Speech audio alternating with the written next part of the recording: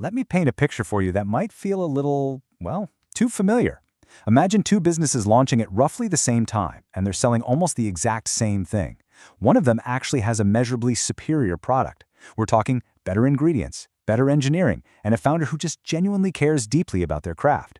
Now, the other business, their product is fine. It's average. Honestly, on paper, it's completely forgettable. Yet you look 18 months down the road and that average business is everywhere, totally dominating the market, while the one with the superior product is quietly shutting down. Welcome to This Explainer. Today we're going to unpack exactly why this happens, and more importantly, how we can fix it. If you've ever watched that exact scenario play out and thought to yourself, man, that is just not fair. You know what? You're entirely right. The market really isn't fair. But here's the thing, it's also not random. The uncomfortable reality we have to face is that the product that wins is almost never the actual best one. It is simply the clearest one. When you're a beginner trying to stand out in a really crowded market, focusing all your energy on making your product, say, 10% better, while totally ignoring how you communicate its value, well, that's just a fast track to failure. Section 1. Why better products fail. The clarity problem in a crowded market. So, you spend a whole weekend obsessing over a beautiful logo. You pick out a stunning color palette. You launch this absolutely gorgeous website, only to find out that crickets. Nobody is buying. Which brings us to a really critical question. Why do customers just scroll past? Listen, they aren't being mean. It's not because they sat down, evaluated your life's work, and explicitly rejected you. It's because you get about 5 seconds when a stranger lands on your site. Just 5 seconds. If they can't figure out exactly what you do and how it makes their life better in that tiny window, they're gone. It is almost never a design problem. It's a fundamental lack of clarity. They didn't reject you. They just never understood you. Section 2. The cost of confusion. How the brain processes marketing noise. To really understand why those 5 seconds are so ruthless, we have to look at the psychology behind it. Our brain's primary job is to help us survive and thrive, right? And processing information actually requires the brain to burn real calories. So, imagine a potential customer encounters a massive wall of confusing text, industry jargon, or just random marketing clutter on your site. Their brain literally perceives that as a threat to its energy reserves. To conserve those precious resources, the brain simply tunes out. Customers naturally ignore confusing messages in favor of simple ones that immediately help them survive, thrive, or solve a problem. It's just human nature. And that all boils down to one core truth. If you confuse, you'll lose. You could literally have the greatest product in the entire world, but if your competitor's offer is communicated more simply and clearly, they're going to win your customers. It's that simple. Clarity will absolutely beat quality every single time at the top of the funnel. Section 3. Stop being the hero. The paradigm flip that changes everything. Okay, so if we know we need to be clear, how do we actually pull that off? Well, it starts with a massive paradigm flip. Most businesses naturally default to playing the brand as hero role. They want to brag about how long they've been in business, how passionate they are, how innovative their team is. But think about it. Every single human being wakes up every morning viewing themselves as the hero of their own story. So when you act like the hero, you're subconsciously competing with your customer for the spotlight. And what happens? They tune out. Instead, you need to step into the role of the brand as guide. Your focus needs to shift entirely to their success, bringing genuine empathy and authority to the table. That is what builds immediate trust. Think of it this way. The customer is Luke Skywalker. You are Yoda. The day you stop obsessing over your own brand success and focus entirely on your customer's success, that is the day you start winning. Let that sink in for a second. You are not the main character in this narrative. You're the trusted guide they meet along their journey who actually has the tools to help them win. Section 4. The 7-part clarity map. A framework to become the perfect guide.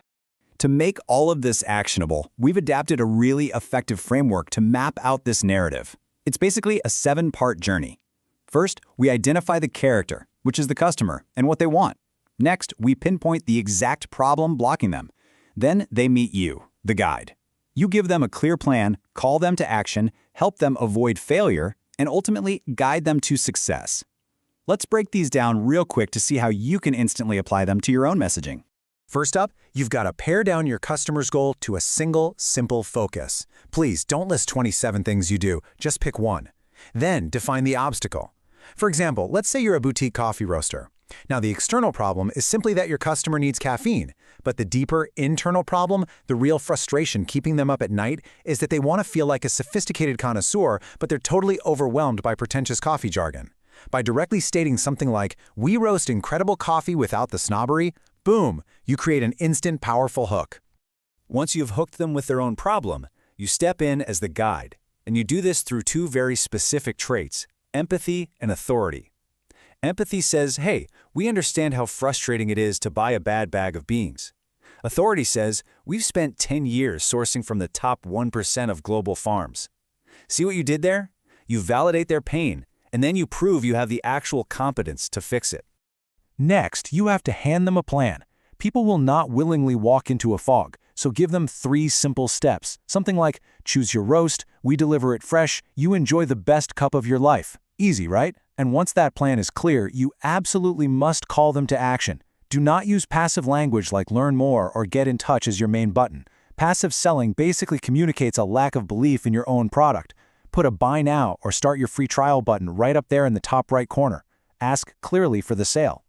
Finally, you have to define the stakes and the success. What actually happens if they don't buy from you? Well, they continue wasting money on bitter, stale grocery store coffee. And what's the success? Waking up every morning to a perfect cafe-quality cup right in the comfort of their own kitchen. You must clearly paint a vivid picture of the aspirational success they're going to achieve by working with you. Think about it. If you don't tell them exactly where you're taking them, why would they follow? Section 5, Where this framework breaks, an honest critique of the method. Now, we're educators here, not gurus trying to sell you a magic silver bullet. So let's step back for a second and offer an honest critique of where this framework actually breaks. The Clarity Map is absolutely phenomenal at fixing messaging clutter and ego-driven marketing. It will, without a doubt, get people in the door. But here's what it completely ignores: actual product quality and long-term retention. If you use a brilliantly clear, highly empathetic message to sell a fundamentally terrible product, all you're going to do is ruin your reputation much, much faster. This framework gets you the first sale, but only a genuinely great product secures the second one. Section 6, Your Next Steps, Putting the Clarity Map to Work. So how do we actually put this into practice today? I really want to leave you with this final thought. If we don't tell people where we're taking them, they'll engage another brand. There's a real urgency here to fix your web copy and your brand messaging. You are probably losing customers right now, not because your product isn't good enough, but simply because your competitor is explaining their value better. So here is your 20-minute task for today. I want you to sit down and answer this single question. What is the one specific problem your product helps your customer survive or solve? Strip away all the industry jargon, stop bragging about your company, and just focus entirely on the customer. Once you have that one-sentence message that instantly clarifies your value, drop it in the comments below. I honestly can't wait to see what you come up with. Thanks for joining me for this explainer, and I'll catch you in the next one.